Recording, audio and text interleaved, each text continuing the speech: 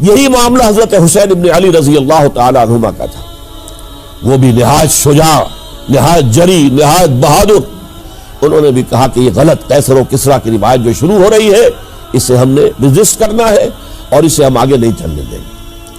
کوفہ چونکہ حضرت حسین کے پاس پیغام آ رہے تھے کوفے سے، چونکہ کوفے کو حضرت علی نے دارالخلافہ بنا لیا تھا اور وہاں سمجھا جاتا تھا کہ حضرت علی کے ہمدرد اور حضرت شیعان علی جنہیں ہم کہیں ان کے ساتھی ہم خیال یہ لوگ ہیں کثرت کے ساتھ.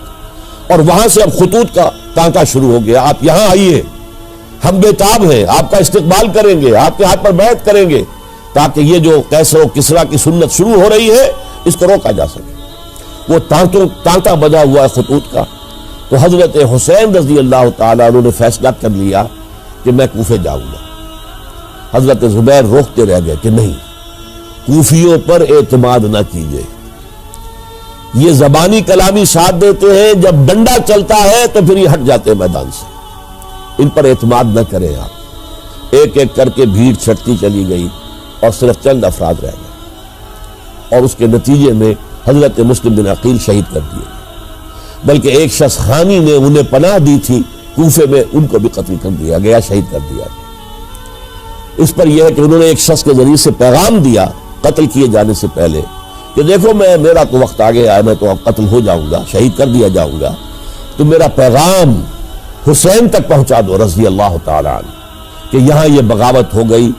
لوگوں نے، کوفیوں نے، الکوفی لا یوفی، کوفی جو ہے وہ پورا نہیں کرتا اپنے عہد کو اور وفا کو.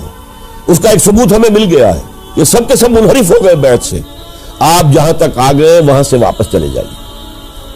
اور حضرت حسین رضی اللہ تعالیٰ عنہ بامروت انسان، شریف النفس انسان، کیسے ممکن تھا غیرت مند غیور انسان وہ کیسے ان کی بات کو رد کر دیتا. لہذا اچھا چلو چلتے ہیں کوفے کی طرف. آگے بڑھتے چلے گئے، کربلا میں پہنچ گئے.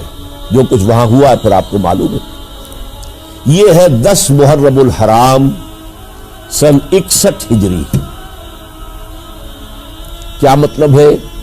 حضور کے انتقال کے ٹھیک 50 برس بعد، سن 11 ہجری میں حضور کا انتقال اور سن 61 ہجری میں حضور کے نواسے اور جن کے بارے میں حضور نے فرمایا سیدہ شباب اہل الجنہ، حضرت حسین شہید کر دیے گئے. اور اس کے بعد اس لشکر نے خیموں کو آگ لگا دی. ما شاء اللہ کان وما لم یشاء لم یکن. جو اللہ نے چاہا وہ ہوا اور جو اللہ نے نہیں چاہا وہ نہیں ہوا. حضرت حسین کو وہ عظیم شہادت اللہ نے دینی تھی، وہ اونچا مقام عطا کرنا تھا. اور پھر ان کی عظیمت، ان کا صبر، ان کا ثبات، ان کا استقلال، معلوم ہوا کہ اللہ تعالیٰ نے انسانوں کے اندر کتنی کچھ طاقت رکھی ہوئی اور کتنی کچھ صلاحیت اللہ نے ودیت کی. وہ جس طرح ڈٹے رہے، کھڑے رہے. واقعہ یہ ہے کہ وہ بھی نوع انسانی کے لیے ہمیشہ کے لیے ایک سبق ہے، اور وہ سبق یہ ہے کہ آپ حق، جو بھی آپ حق سمجھے اس حق کے اوپر ڈٹ کر کھڑے ہو جائیں.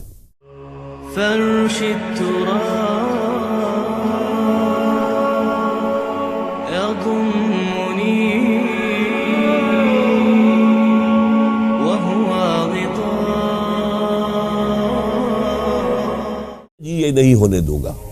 حضرت عبداللہ ابن زبیر کی یہ رائے ہوئی we have to challenge، ہم مقابلہ کریں گے، ہم اسے پیسیولی قبول نہیں کریں گے. انہوں نے بیعت سے انکار کیا اور مدینہ چھوڑ کر مکے جا کر حرم کے اندر پناہ گزین ہو گئے. یہی معاملہ حضرت حسین ابن علی رضی اللہ تعالی عنہما کا تھا. وہ بھی نہایت شجاع، نہایت جری، نہایت بہادر. انہوں نے بھی کہا کہ یہ غلط قیصر و کسریٰ کی روایت جو شروع ہو رہی ہے اسے ہم نے ریزسٹ کرنا ہے اور اسے ہم آگے نہیں چلنے دیں گے. ان پر بھی جب دباؤ ڈالا گیا کہ بیعت کرو تو وہ کچھ وقت مانگ کر کہ دیکھیے میں ایسا شخص نہیں ہوں کہ تنہائی میں علیحدہ کمرے میں بیٹھ کر بیعت کروں. جب عمومی بیعت لوگے تم سب سے تو میں بھی آ جاؤں گا. اس وقت لوگ فیصلہ کریں گے. تو بس اس وجہ سے پھر وہ گورنر جو تھا اس وقت مدینے کا، اس سے اجازت لے کر آ گئے اور راتوں رات وہاں سے نکل کر وہ بھی مکے پہنچ گئے. تو اب یہ 4 جو ہیں 2 گروہوں میں تقسیم ہو گئے، 2+2. 2 کی رائے یہ ہوئی کہ بات غلط ہے لیکن اس کی بنا پر خونریزی، جنگ و جدال، جنگ آپس میں خونریزی کرنا یہ صحیح نہیں ہے، بلکہ مصلحت اس میں ہے کہ اس کو قبول کر لیا جائے. پھر اللہ تعالیٰ کو بہتر حالات پیدا کرے گا اس کے ذریعے سے، تعلیم کے ذریعے، تلقین کے ذریعے سے. جیسے نبی اکرم صلی اللہ علیہ وسلم نے اتنا عظیم انقلاب برپا کیا تھا، ہم کوشش کریں گے کہ نظام حکومت کی اصلاح ہو جائے، لیکن اس وقت اگر ہم اڑ گئے تو پھر گویا کہ خونریزی اور فساد اور باہمی جو جنگ ہے وہ شروع ہو جائے گی. اور دو حضرات کی رائے ہوئی کہ نہیں، ہمیں ہر صورت میں رجسٹ کرنا ہے. خونریزی ہوتی ہے تو ہو، ہمیں جانے دینی پڑتی ہے تو دیں گے، ہم شہادت قبول کریں گے، لیکن اس غلطی کو قبول نہیں کر سکتے. تو میں اس کے لیے عرض کر رہا ہوں، یہ تیسری شہادتوں کا جو دور شروع ہوا ہے. پہلا شہادتوں کا دور حضور کا دور، دین کو قائم کرنے کی جد و جہد میں جنہوں نے جانے دی ہے. دوسرا دور اس دین کے خلاف جو کاؤنٹر ریولوشنری موومنٹس آئی ہیں ان کو رفع کرنے کے لیے جانے دینا. ہزاروں صحابہ کی جانیں اس میں بھی گئی ہیں، وہ سیلمہ ابن کذاب ہو یا مانعین زکوٰۃ ہو، ان کے خلاف جو جہاد ہوا. پھر ظاہر بات ہے کہ حضرت عثمان رضی اللہ تعالیٰ عنہ کے بعد جو فساد ہوا، وہ شہادتیں کیا تھی؟ اس دین کے نظام کو قائم رکھنے کے لیے، انٹیکٹ رہے، دشمن اس کے اندر رکھنے ڈالنے میں کامیاب نہ ہو جائے. اب تیسرا دور وہ آ رہا ہے کہ جب کہ داخلی طور پر اس نظام خلافت کے اندر زوال شروع ہو رہا ہے. اس زوال کو روکنے کے لیے کہ وہ اپنی اصل جو خلافت کا نظام اللہ نے اور اس کے رسول نے دیا ہے اس کی بنیاد پر قائم رہے، لہذا ہم ریزسٹ کریں گے اس تبدیلی کو اور میدان میں آ کر مقابلہ کریں. یہ حضرت عبداللہ ابن زبیر رضی اللہ تعالی عنہما اور حسین ابن علی رضی اللہ تعالی عنہما، اب ان دونوں میں ایک اختلاف ہوا. حضرت عبداللہ ابن زبیر کی رائے یہ تھی کہ یہ مکہ ہے، یہ اللہ کا گھر ہے، یہ حرم ہے، اور یہاں کے لوگ بہت سے برے اثرات سے ابھی تک بچے ہوئے ہیں، پاک ہیں، لہذا ہمیں یہاں رہنا چاہیے. اس کو مرکز بنا کر، ظاہر بات ہے اسی مکے سے محمد الرسول اللہ صلی اللہ علیہ وسلم نے دعوت شروع کی تھی، وہیں سے وہ پھیل کر جو ہے ایک عظیم انقلاب کی شکل اس نے اختیار کی تھی، ایک عظیم مملکت جو ہے حضور چھوڑ کر گئے تھے. تو ہمیں مکے میں رہ کر ہی اپنی تحریک شروع کرنی چاہیے. لیکن ادھر حضرت علی کے پاس پیغام آ رہے تھے کوفے سے. کوفہ چونکہ حضرت حسین کے پاس پیغام آ رہے تھے کوفے سے، چونکہ کوفے کو حضرت علی نے دار الخلافہ بنا لیا تھا، اور وہاں سمجھا جاتا تھا کہ حضرت علی کے ہمدرد اور حضرت شیعان علی جنہیں ہم کہیں، ان کے ساتھی، ہم خیال یہ لوگ ہیں کثرت کے ساتھ. اور وہاں سے اب خطوط کا تانکا شروع ہو گیا، آپ یہاں آئیے، ہم بےتاب ہیں، آپ کا استقبال کریں گے، آپ کے ہاتھ پر بیعت کریں گے، تاکہ یہ جو قیصر و کسریٰ کی سنت شروع ہو رہی ہے اس کو روکا جا سکے. وہ تانکا بدا ہوا ہے خطوط کا. تو حضرت حسین رضی اللہ تعالیٰ عنہ نے فیصلہ کر لیا کہ میں کوفے جاؤں گا. حضرت زبیر روکتے رہ گئے کہ نہیں، کوفیوں پر اعتماد نہ کیجیے، یہ زبانی کلامی ساتھ دیتے ہیں، جب ڈنڈا چلتا ہے تو پھر یہ ہٹ جاتے ہیں میدان سے، ان پر اعتماد نہ کریں آپ. لہذا یہی مکے میں رہیے اور ہم دونوں مل کر ایک بڑی طاقت بن جائیں گے. اور یہ مکہ جو ہے ہمارے لیے حصار ہے، یہ ہمارے لیے پناہ گاہ ہے، یہاں سے اس دعوت کا آغاز کیا جائے. اب یہ افسوس ہے، اسے اللہ کی مشیت سمجھا جائے، اللہ کی مرضی ہے. جو کچھ ہوتا ہے وہ تو بے اذن رب ہوتا ہے. اللہ اپنی مصلحتوں سے ہم سے زیادہ واقف ہے، ہم تو نہیں سمجھ سکتے. حضرت حسین نے فیصلہ کیا اور ڈٹ گئے اس فیصلے پر کہ میں کوفے جاؤں گا. اب یہ بھی بات قرآن مجید میں آیا ہے، حضور سے خطاب کر کے فرمایا گیا فَإِذَا عَزَمْتَ فَتَوَكَّلْ عَلَى اللَّهِ. جب ایک مرتبہ آپ ایک ارادہ کر لیں تو پھر اللہ پر توکل کیجیے. پھر یہ نہیں کہ کبھی آگے کبھی پیچھے جاؤں یا نہ جاؤں، یہ نہیں، یہ تردد یہ نہیں، بلکہ یہ کہ فیصلہ کر کے ڈٹ جائیے. اس لیے کہ جو بھی نتیجہ ہے وہ تو اللہ کے ہاتھ میں ہے، لہذا اللہ پر توکل کیجیے. فَإِذَا عَزَمْتَ فَتَوَكَّلْ عَلَى اللَّهِ. لہذا سب نے سمجھایا حضرت حسین کو کہ آپ کوفے نہ جائیں. سمجھانے والوں میں حضرت عمر بھی تھے حضرت عبداللہ ابن عمر بھی تھے رضی اللہ تعالی عنہ.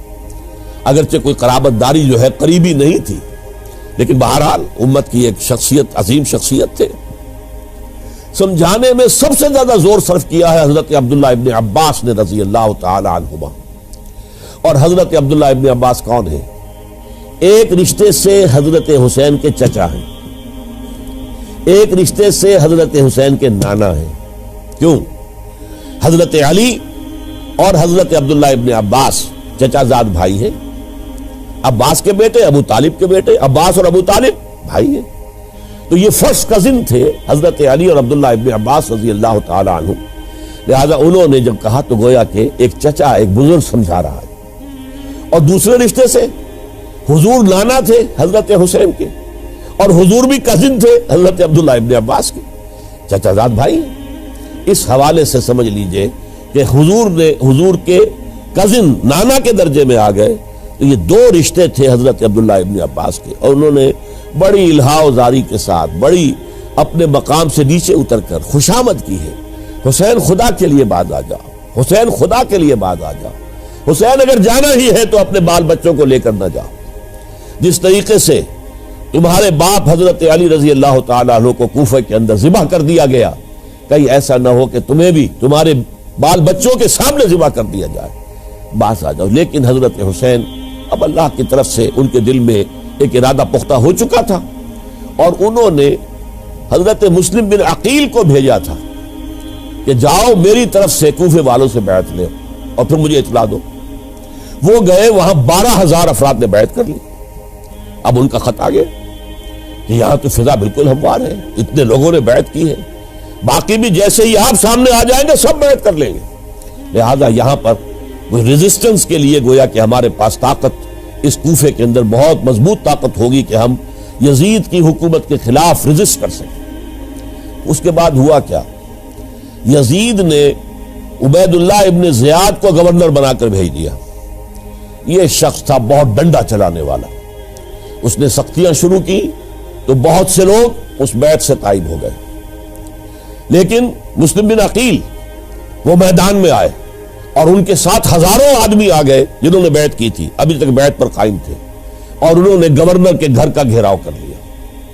گورنر کے ساتھ 30-40 آدمی تھے کل، وہ چھتوں پر چڑھ گئے، وہاں سے پتھراؤ کیا، اور وہاں سے جو 30-40 آدمی کوفے کے تھے ان سے کہا تم اپنے اپنے لوگوں کو کہو کہ چلے جائیں واپس یہاں سے۔ انہوں نے اوپر سے کہنا شروع کیا، ڈرایا، بہت خوفناک نتیجہ نکلے گا، اب عبید اللہ ابن زیاد تم سب کو ہلاک کر دے گا۔ ایک ایک کر کے بھیڑ چھٹتی چلی گئی اور صرف چند افراد رہ گئے، اور اس کے نتیجے میں حضرت مسلم بن عقیل شہید کر دیے، بلکہ ایک شخص حامی نے انہیں پناہ دی تھی کوفے میں، ان کو بھی قتل کر دیا گیا، شہید کر دیا۔ اس پر یہ ہے کہ انہوں نے ایک شخص کے ذریعے سے پیغام دیا قتل کیے جانے سے پہلے کہ دیکھو میرا تو وقت آ گیا ہے، میں تو اب قتل ہو جاؤں گا، شہید کر دیا جاؤں گا، تو میرا پیغام حسین تک پہنچا دو رضی اللہ تعالی عنہ کہ یہاں یہ بغاوت ہو گئی۔ لوگوں نے، کوفیوں نے، الکوفی لا یوفی، کوفی جو ہے وہ پورا نہیں کرتا اپنے عہد کو اور وفا کو، اس کا ایک ثبوت ہمیں مل گیا ہے کہ سب کے سب منحرف ہو گئے بیعت سے، آپ جہاں تک آ گئے وہاں سے واپس چلے جائیے۔ جب حضرت حسین کے پاس یہ پیغام پہنچا اور انہوں نے ارادہ کیا کہ ٹھیک ہے یہ تو حالات بدل گئے، لہذا واپس چلنا چاہیے، شاید عبداللہ ابن زبیر کی رائے ہی صحیح ہے، ہمیں مکے ہی میں بیٹھ کر کام کرنا چاہیے، لیکن اب جو ہے عرب کا ایک خاص مزاج ہے۔ حضرت مسلم بن عقیل کے بیٹے آڑے آ گئے، اب ہم اپنے باپ کے خون کا قصاص لیے بغیر نہیں جائیں گے، اور حضرت حسین رضی اللہ تعالیٰ عنہ بامروت انسان، شریف النفس انسان، کیسے ممکن تھا غیرت مند غیور انسان وہ کیسے ان کی بات کو رد کر دیتا؟ لہذا اچھا چلو چلتے ہیں کوفے کی طرف۔ آگے بڑھتے چلے گئے، کربلا میں پہنچ گئے، جو کچھ وہاں ہوا ہے پھر آپ کو معلوم ہے۔ اس میں یہ بات ہے پہلے 1000 کا لشکر بھیجا تھا عبید اللہ ابن زیاد نے، اس پر حضرت حسین رضی اللہ تعالیٰ عنہ نے جو باتیں کہیں وہ کچھ اثر انداز ہو گئی۔ ان کا افسر جو تھا حر بن یزید تمیمی، وہ بعد میں حضرت حسین کا حامی ہو گیا اور حضرت حسین کے ساتھ ہی اس کو بھی شہادت نصیب ہوئی۔ پھر دوسرے کو بھیجا عمرو بن سعد۔ عمرو بن سعد بھی ایک بڑی عظیم شخصیت کا بیٹا تھا، حضرت سعد ابن ابی وقاص جو فاتح ایران تھے، اور جن کو غزوہ احد کے موقع پر حضور نے فرمایا تھا کہ اے سعد تیر چلاؤ، میرے ماں باپ تم پر قربان ہوں، جبکہ احد میں گھیراؤ کر لیا تھا حضور کا، اور کفار قتل کرنے کے لیے ہجوم کر رہے تھے، اور کچھ حضرات تیر چلا چلا کے انہیں پھینک رہے تھے، دور جو ہے ہٹا رہے تھے، ان میں سے حضرت سعد بن ابی وقاص بھی تھے۔ پھر وہ فاتح ایران تھے، اسی لیے گورنر بن گئے تھے ایران کے۔ سعد جو ہے ان کا بیٹے، یہ عمرو جو ہے، یہ اب ایک بڑے صوبے کا گورنر بھی تھا، اس وقت 4000 آدمی دے کر بھیجا، وہ بھی نرمی کرتا رہا، اس نے کوئی تشدد نہیں کیا، اس کے اندر بہرحال اپنے عظیم باپ کے خون کا کچھ اثر تھا۔ لیکن یہ کہ پھر ابن زیاد کو اطلاع مل گئی کہ عمرو ابن سعد جو ہے وہ تو لے تو لال کر رہا ہے، حملہ نہیں کر رہا، قتل نہیں کر رہا، بلکہ یہ کہ وہ تو اس راستہ بھی دینے کے لیے تیار ہے کہ نہ مدینے کی طرف جائیے اور نہ آپ مکے کی طرف جائیے، نہ کوفے کی طرف جائیے، بلکہ آپ چاہے تو دمشق چلے جائیں، یزید سے اپنا معاملہ کر لیں۔ اس پر ابن زیاد نے پھر وہاں سے خط لکھا ہے، میں نے تمہیں اس کام کے لیے بھیجا تھا، میں نے تمہیں حکم دیا تھا، حسین سے میری بیعت لو، یعنی میری بیعت کے ذریعے یزید کی بیعت لو اور اسے پکڑ کر لا کر میرے سامنے پیش کرو۔ لہذا پھر اس نے ایک بہت خونخوار شخص کو زیادہ فوج دے کر بھیجا ہے، اور وہ جو ہے اس نے آ کر جو ہے شمر نے پھر اس نے فیصلہ کن معاملہ کیا۔ حضرت حسین رضی اللہ تعالیٰ عنہ نے ان دنوں میں جو وہاں گزرے ہیں، جتنے بھی کوفی آئے ہوئے تھے نا، اکثر و بیشتر تو کوفے کے لوگ تھے، ان سے کہا کہ میں خود نہیں آیا، تم نے مجھے بلایا تھا، اے فلاں ابن فلاں، کیا تم نے مجھے خط نہیں لکھا تھا کہ آؤ؟ اے فلاں ابن فلاں، کیا تم نے مجھے پیغام نہیں بھیجا تھا کہ یہاں تشریف لائیے؟ اور دیکھو میرے پاس تمہارے خطوط موجود ہیں۔ وہ ایک تھیلا جس میں کہ خطوط ہے وہ بھی لا کے میدان میں رکھ دیا۔ یہ حضرت حسین رضی اللہ تعالیٰ عنہ کی شرافت اور اپنی صاف دلی، کوئی اس کے اندر عیاری نہیں تھی ان کے اندر، معاذ اللہ ثم معاذ اللہ، لیکن یہ کہ اس کا نتیجہ اچھا نہیں نکلا۔ نتیجہ کیا نکلا؟ اب انہیں پتا چل گیا کوفیوں کو، اگر اب حسین زندہ دمشق پہنچ گئے یزید کے پاس تو یہ ہم سب کا بھاڑا پھوڑ دیں گے، ہماری شامت آ جائے گی، لہذا اب تو کسی صورت انہیں زندہ نہیں رہنے دینا۔ یہ ایک بڑا اہم واقعہ نوٹ کر لیجیے اس کو، اس لیے کہ حضرت حسین نے ایک ایک کا نام لے کر، اے فلاں ابن فلاں، اے فلاں ابن فلاں، اے فلاں ابن فلاں، کیا تم نے خط نہیں لکھا تھا؟ کیا تمہارا پیغام نہیں تھا؟ اب انہوں نے دیکھا کہ یہ بھانڈا اگر یزید کے ہاں جا کر پھوڑ دیا گیا تو پھر ہماری خیر نہیں ہوگی۔ یہی وجہ ہے حضرت حسین کو شہید کرنے کے بعد، یہ نوٹ کر لیجئے، 72 آدمی تھے کل، جس کو کہہ لیں لشکر حضرت حسین کا رضی اللہ تعالیٰ، ان میں سے 20 خاندان بنی ہاشم کے چشم و چراغ تھے۔ وہ بڑی بہادری سے لڑے ہیں، بڑی بہادری سے لڑے، ایک ایک نے لڑ کر جان دی ہے، بہت سو کو مارا ہے۔ یقاتلون فی سبیل اللہ فیقتلون ویقتلون، قتل کر بھی رہے تھے، قتل ہو بھی رہے تھے، ایک ایک کر کے قتل ہو رہے تھے، شہید ہو رہے تھے۔ 20 جو ہے خاندان بنی ہاشم میں سے شہید ہوئے ہیں۔ حضرت حسین رضی اللہ تعالیٰ عنہ کا ایک بہت ہی انفنٹ چھوٹا بچہ وہ بھی شہید ہوا ہے۔ باقی سب مرد، تمام مرد، سوائے ایک حضرت حسین کے بیٹے حضرت علی بن حسین زین العابدین کے علائے بعد میں، وہ بیمار تھے، وہ جنگ میں حصہ نہیں لے سکتے تھے، وہ بچ گئے صرف۔ اچھا، حضرت حسین شہید ہو گئے، یہ ہے 10 محرم الحرام سن 61 ہجری۔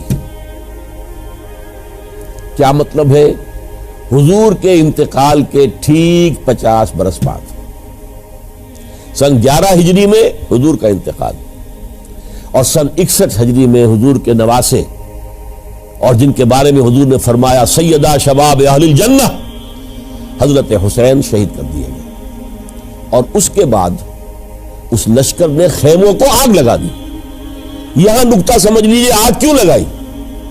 انہیں معلوم تھا ہمارے خلاف ڈاکومنٹری پروف موجود ہے وہاں پر، وہ ہمارے خطوط کے تھیلے وہاں موجود ہیں، اگر وہ باقی رہ گئے تو ہماری شامت آ جائے گی، ہمیں کون بچائے گا؟ ورنہ ظاہر بات ہے کہ اگر تو وہ دشمنی کے انداز میں بات ہوتی تو خواتین کی بھی بے حرمتی کی گئی ہوتی، لیکن نہیں، کسی نے، ظاہر بات ہے کہ خانوادہ نبوت کی کسی خاتون کی بے حرمتی نہیں کی، قطعاً نہیں کی، قطعاً نہیں کی، قطعاً نہیں کی، لیکن خیمے جلانا ان کی ضرورت تھی تاکہ وہ ریکارڈ جو ہے ان کا وہ تلف ہو جائے، سارے خطوط جو ہے وہ جل جائیں تاکہ ان کے خلاف ثبوت باقی نہ رہے۔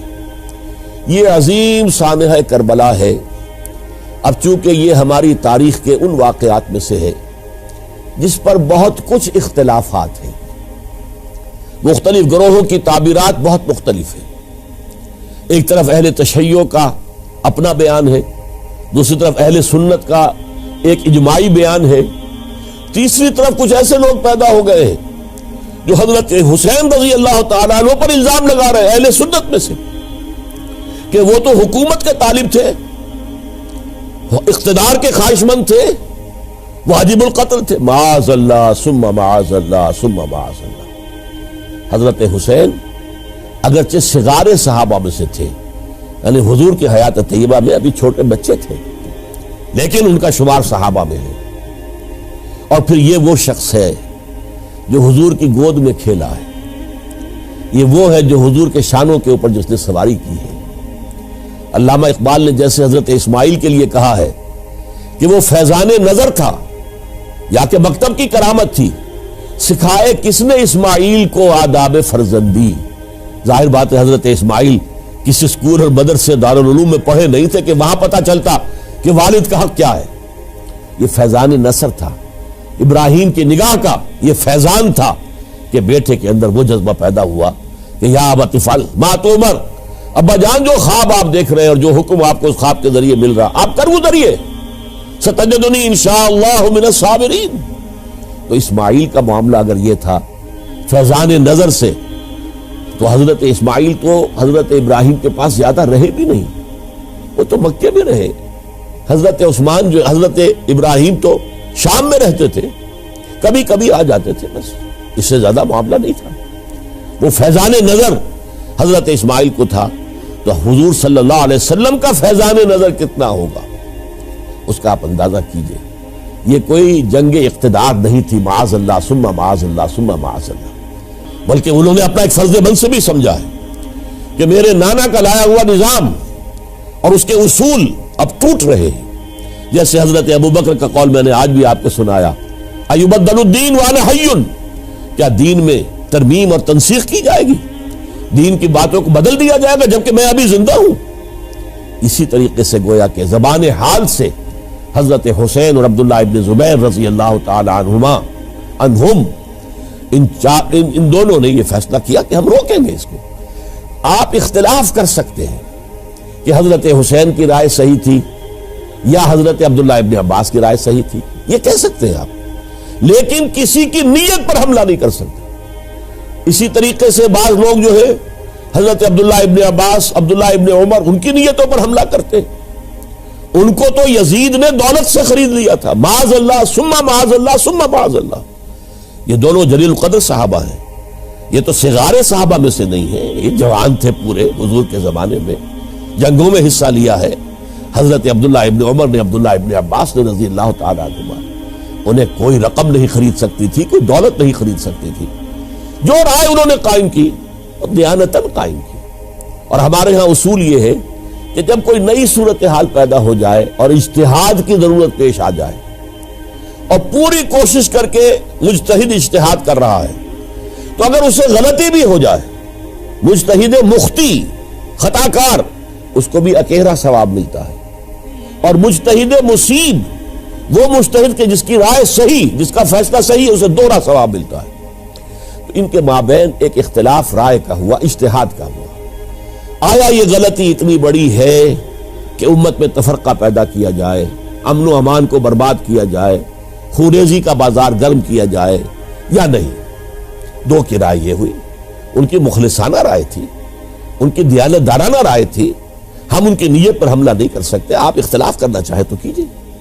اسی طرح حضرت عبداللہ ابن زبیر اور حضرت حسین ابن علی رضی اللہ تعالی عنہ، ظاہر بات ہے کہ ان کا بھی ایک اجتہادی رائے تھی کہ نہیں، یہ دین کے نظام کے اندر بہت بڑا رکھنا پڑ رہا ہے، یہ تو اب قیصر و کسریٰ کی سنت شروع ہو رہی ہے، یہ اسلام کے دین کے اوپر طریقہ نہیں، عمل نہیں ہو رہا ہے، تو ہم اسے اپنی جانوں کا نذرانہ دے کر بھی اسے روکیں گے، روکنے کی کوشش کریں گے، رکے نہ رکے ہم اپنی جانیں دے دیں گے۔